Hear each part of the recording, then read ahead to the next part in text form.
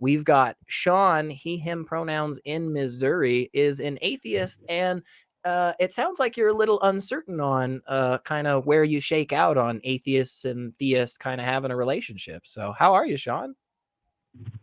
Hi, I'm doing good, I'd say. Good. Well, you are here with SR and Richard Gilliver, and so give us a short little. We're getting close to the end, but give us like a quick 30-second thing. What do you kind of see with the relationships? Atheist, theist, kind of not sure, kind of where you at?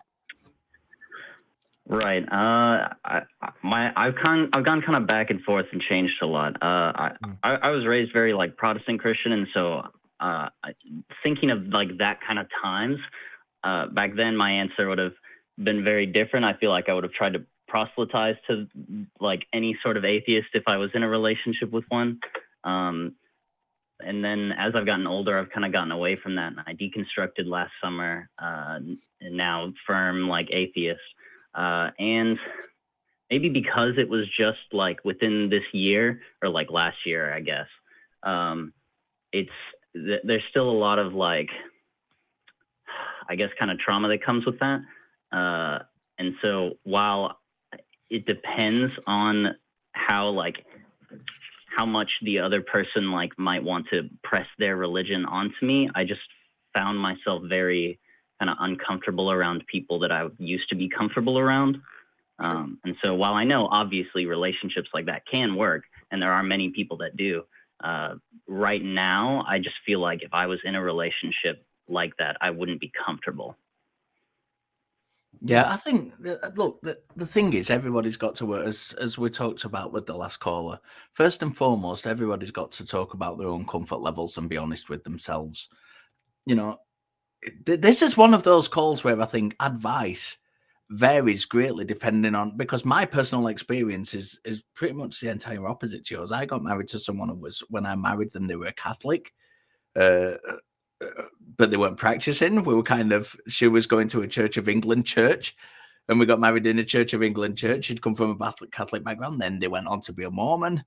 And then largely through their own efforts and their own education, they've kind of become an atheist.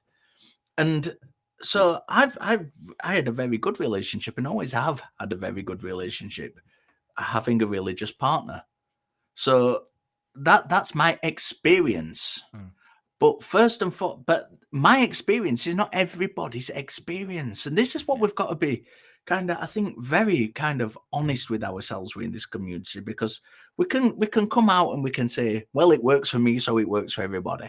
But that's simply not the case.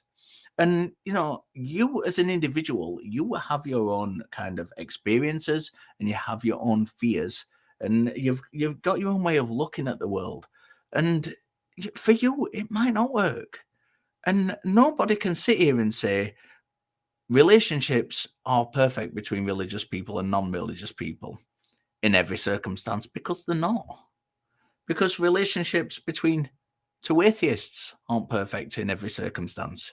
And relationships between two Christians aren't perfect in every circumstance. And a relationship between a Christian and a Muslim isn't perfect in every circumstance, because we are human beings, and we all have different personalities, and we all come from different backgrounds, and we all have different kind of ways of looking at the world. So, I would say to you, as I said to the last caller, self-care is the most important thing. And you're going to meet a person, regardless of their religious background or none, and you're going to have a brilliant connection with them. And if they happen to be religious and they're very forthright with that religiosity, just be honest with them from the get-go. And, the brutal truth is it will either work or it won't. And that is the brutal truth of it. And because relationships are hard enough to navigate through the stormy waters of life without having to kind of throw all these extra bits of crap in we don't need to deal with. So, if you get on personality-wise with them, I think that is the most important thing. And then you navigate all the other troubles that life brings at you from there. And, SR. Help me out. Yeah, no, I think a lot of that was really good, honestly. And I'll be kind of quick, Shawn, which is I think this is one of those things where, like, if we're looking at it in a sense of like categorically speaking, like cross the board, abso-freaking-lutely, well, then the answer is like, yeah, of course, atheists and theists can be in a relationship, but that's not really the question, right?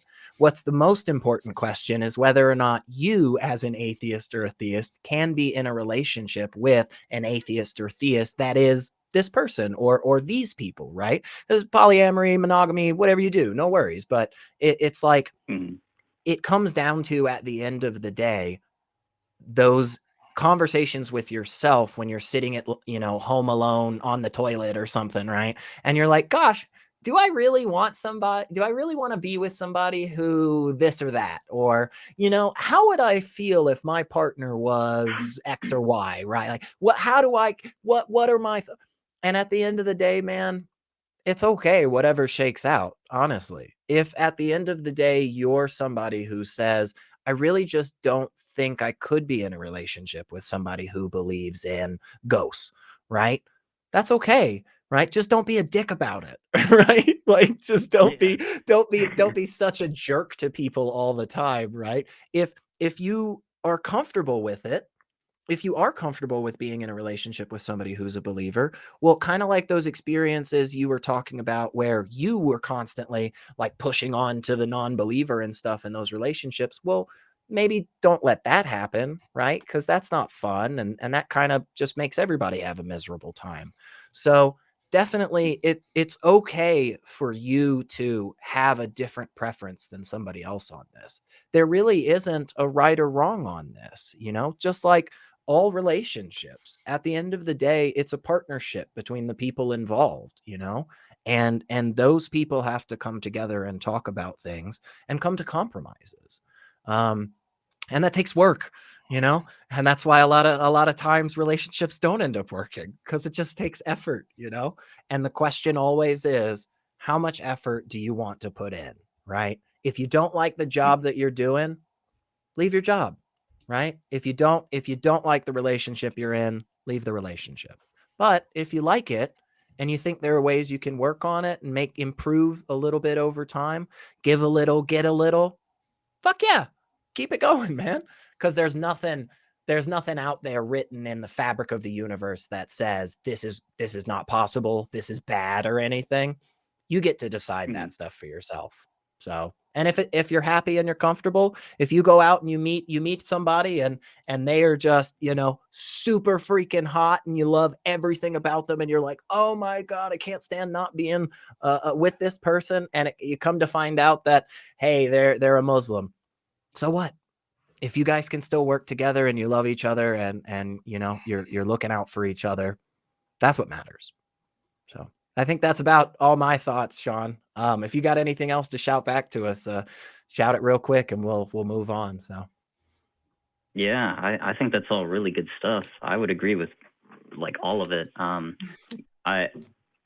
This is a great question. I was kind of thinking about it sort of recently, because over the summer and I very recently have gotten into a relationship. They happen to be similar thinking atheist. Very happy, hoping it goes well. But I was thinking about that right before I met them. I was like, wow, because like that was fresh on my mind. Just become like atheists, and I'm like, man, would I even be comfortable with this? And when I was like thinking of like people who I would want to be in a relationship with at the time, especially, I was just like, I probably can't deal with that. And I'm still kind of dealing with other relationships like family and friends and navigating some of that. But I think I'm very hopeful, and I am pretty happy with my life currently. Nice. Well, yeah. I like all of that. I think that's great. So do I, and I think look, Shawn, I've been doing this stuff. I've been talking to religious people in this manner for over 30 years because I'm incredibly old, and I've been doing this a long time. And as I said, I married a religious person, and you know, as long as you know, you don't have to kind of. I've never ever turned around to my wife and said, "You have to be an atheist. You are completely wrong." You know, I've never ever done that, and it was through her own kind of. She's very very intelligent. My wife, she's far more intelligent than I am, and she's got kind of degrees and master's degrees coming out of a bum. And it was only since she started, she started doing a degree in a master's degree in educational psychology. And it was through doing the psychology side of things that she kind of walked herself out of kind of the religious beliefs, despite having been married to me for kind of 10 plus years at that point. That shows your effectiveness, Richard. Exactly. Don't listen to me ever. So you can have these relationships, and they can be very, very productive. And you know, just be happy within yourself. I think that's the most important thing. Definitely. Well, Shawn, thank you so much. We're gonna let you go, brother. But yeah, we appreciate that definitely. And I think again, you know, you're in a space where you absolutely have the right to be happy. You absolutely have that right to draw your boundaries and stuff. And again, I'm a big fan of the belief of don't be a dick, right? As much as possible. So thanks so much, Shawn. I hope you have a great day.